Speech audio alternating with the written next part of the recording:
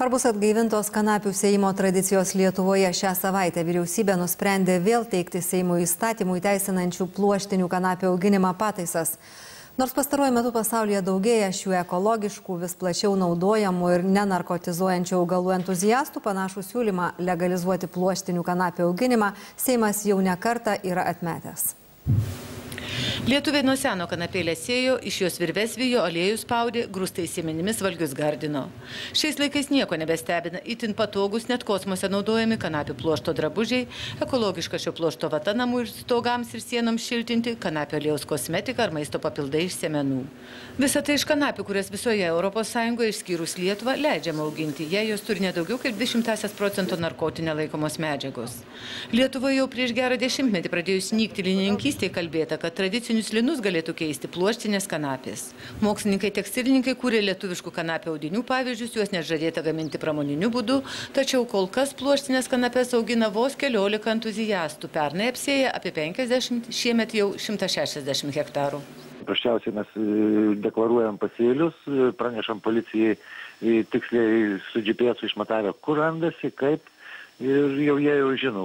O pakol kas, kol kanapės įstatymas nepriimtas, tai turi dirbti pagal seną kodeksą, pagal kurį Lietuvoje visų rūšių kanapės draudžiama auginti. Situacija labai kvaila. Yra kaip ir auginama jau antrus metus.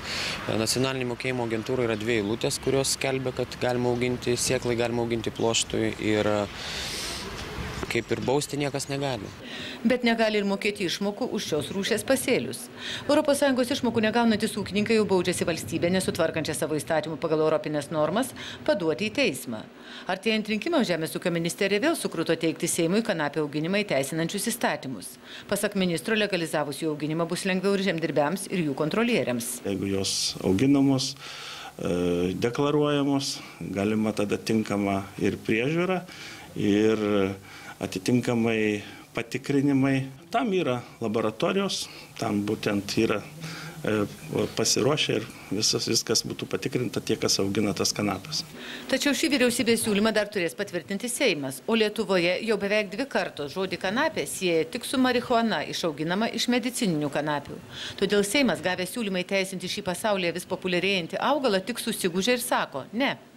Ir jeigu kažkada vyskupų konferencija Lietuvos pasakė, kad mes prieš, tai niekas ir nebalsuoja už. Tai yra mano subjektyvi nuomonė, reiškia pozicija yra tokia. Mes neprisimsim atsakomybės, lauksime, kol tokie, neva taip pionieriai, pavadinkim taip kvaileliai, paduos valstybę į teismą, tada nusikapstys iki ES ir ES privers, reiškia, priimti šitą įstatymą, pasakys, kad jūs turite susitvarkyti per mėnesį laiko. Kol politikai dėlsi, Lietuvoje sunyko ir kanapių perdirbimui tikę linų perdirbimo fabrikai, beliko vos vienas, o kanapių pluoštas rekordiškai brangsta. Specialistai atranda vis daugiau jo panaudojimo galimybių. Dabar pasaulyje iš kanapių gaminama apie 50 000 įvairių, dažniausiai ekologiškų produktų. Pavyzdžiui, iš 1 hektaro kanapių galima pastatyti 100 m² namą.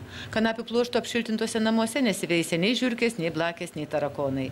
Tačiau bene daugiausia perspektyvų kanapių pluoštui atveria automobilių pramonė, kurioje nuo 2020-ųjų didžioji dalis naudojimų pluoštų turės būti natūralūs.